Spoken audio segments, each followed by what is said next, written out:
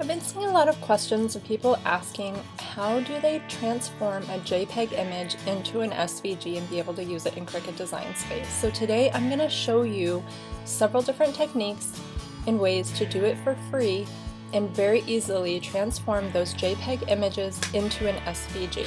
Please subscribe and ring the bell. So I'm going to show you some examples of images that you may want to use and transform into an SVG from a JPEG. For instance, if you're on a Facebook page with an SVG dump, most of those images are saved as JPEG. So I'm just going to show you first a technique that is free and easy to use, not using Design Space. So for instance, this wolf right here. All you need to do is click on it and say Save Image As.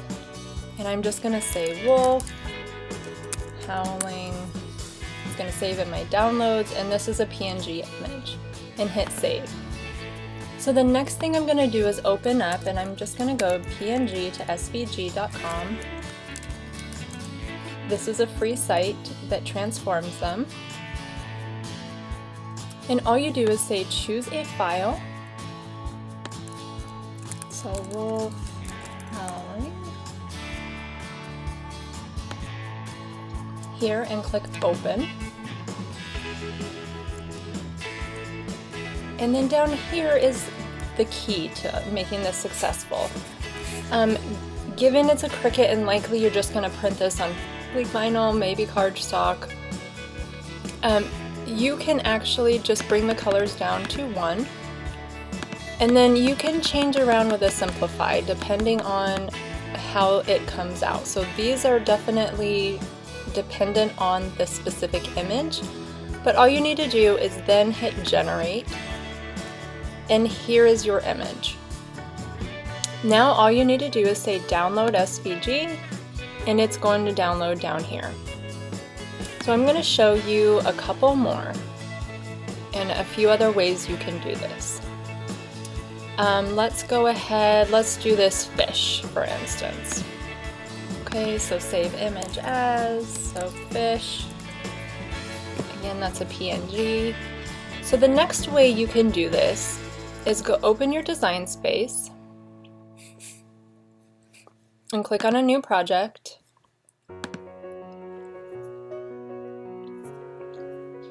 Go to upload and upload image, browse, and then you look for fish. Okay, here's our fish, and hit open. So again, this is just a normal PNG. So what you need to do is convert this to the SVG, which means it will print just the outline, not the box, in a flat image. I usually just hit complex, but this one you could use simple if you want, or moderately complex, but I usually just hit complex.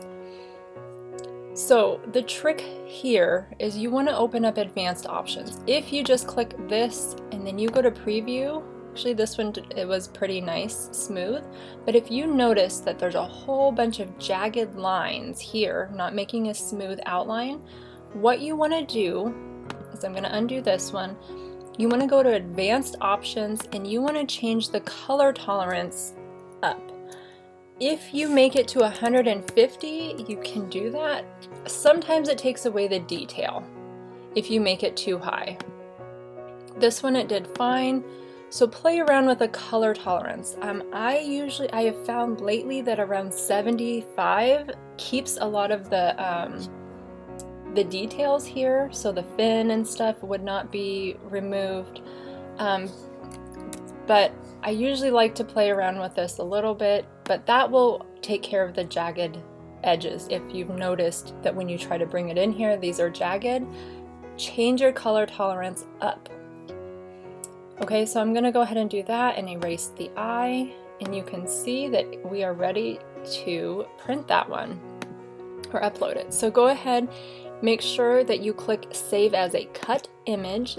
The print and cut just means you're going to do a sticker.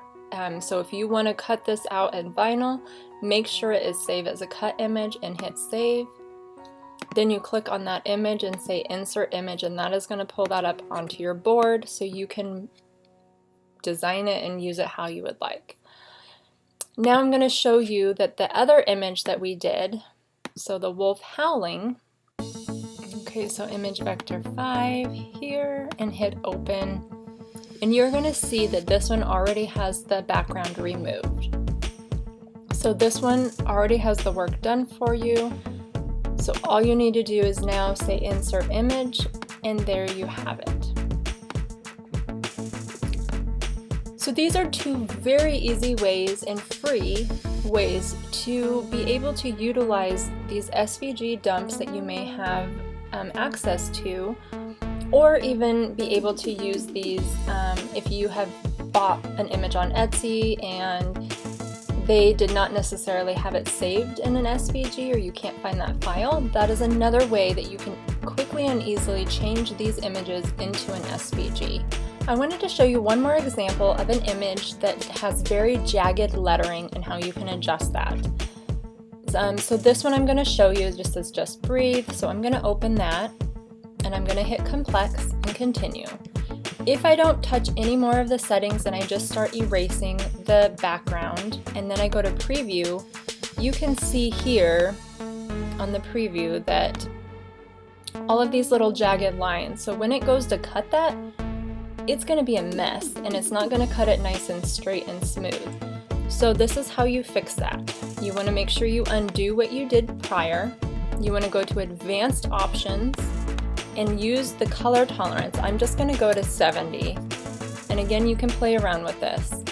And now I'm going to try again and then hit preview, and you can see there it is nice and smooth. So then I'm just going to go back in here and just erase all of the other areas that I want to have removed that are white. Here, and then preview, and it looks like I got everything, and then continue. So I just wanted to show you that that's what I was talking about, that changing the color tolerance. If you're noticing when you're trying to do that in Design Space, that is how you can adjust these images to get them nice and clean. Super simple fix, but it absolutely makes a big difference. Then go ahead and you can save that and click on it and insert your image, and there you have it. And it's nice and smooth, and it is exactly what you would want to be able to just print for a shirt or any project that you'd want. I hope this helps you be able to do so much more with your Cricut and be more successful in your crafting.